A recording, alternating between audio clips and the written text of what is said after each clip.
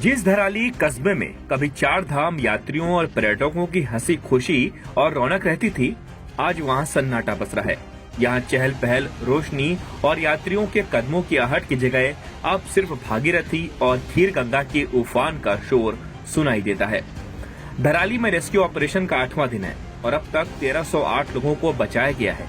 सेना और NDRF hi tech मशीनों, लाइडार सर्वे और ग्राउंड पेनिट्रेटिंग रडार सिस्टम से सर्च ऑपरेशन चला रही हैं।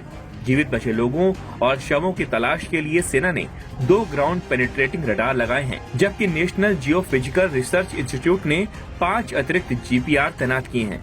सेना के चीता हेलीकॉप्टर ने लाइडार सर्वे कर पूरे प्रभावित इलाके को हाई डिटेल से स्कैन किया।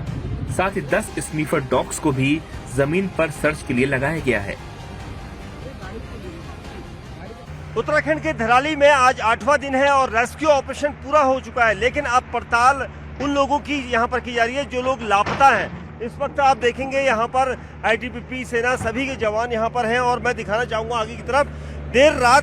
देर शाम को यहाँ पर एक बार फिर खीर गंगा से जो पानी का बहाव था तेज हो गया था, जिसकी वजह से हम लोगों को भी यहीं पर दूसरी तरफ रोक दिया गया था। देर रात तक हम रुके रहे, जिसके बाद अब पानी यहाँ पर कम हुआ तो आप देखेंगे ये जो पुल बनाया गया था वो भी धराशायी हो गया, जो सेना ने बनाया था। उसके बाद यहाँ पर की स्थिति इस तरह से बनी हुई थी। अब पानी रुक चुका है और आईटीबीपी यहाँ पर आपको दिखाई दे रही है, क्योंकि देर रात से ही आईटीबीपी के जवान भी यहाँ पर थे, क्योंकि गांव वालों को बचाना जरूरी था, क्योंकि पानी अचानक बढ़ने की वजह से एक बार फिर घबराहट पैदा हो गई थी, क्योंकि बारिश का अलर्ट अभी भी है।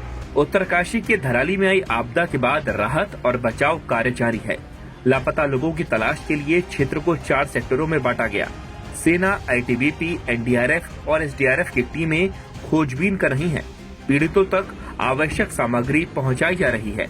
5 अगस्त को बादल फटने के बाद आए सैलाब में लगभग आधा गांव दफन हो गया। उत्तरकाशी के धराली गांव में चल रहे सर्च और रेस्क्यू ऑपरेशन में सोमवार को बारिश के कारण बाधा आई। रेस्क्यू टीम आज भी किसी लापता की बरामदगी नहीं कर सकी। फ्लैश फ्लड के साथ आए मलबे ने 50 फीट ऊंचे स्ट्रक्चर को भी अपनी जद में ले लिया। धराली में रेस्क्यू टीमें लगातार मलबा हटाने में जुटी हैं। खुदाई के बाद तबाही की डरावनी तस्वीरें सामने आ रही हैं।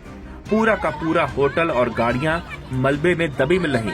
कहीं लोगों के पर्स बरामद हो रहे तो कहीं सैलाब में दफन पूरी इमारत। हमारे साथ महेश सिंह पवार हैं, जिनका यहाँ पर होटल था वो पूरी तरह से डूब गया, मलबे की भेंट चल गया और घर उनका इस तरह से पूरा घर के अंदर मलबा घुस गया। महेश जी, उस वक्त कब आप कहाँ पर थे जब ये पूरी? ये हमारा सामने सोमेर देवता का मंदिर है, वहाँ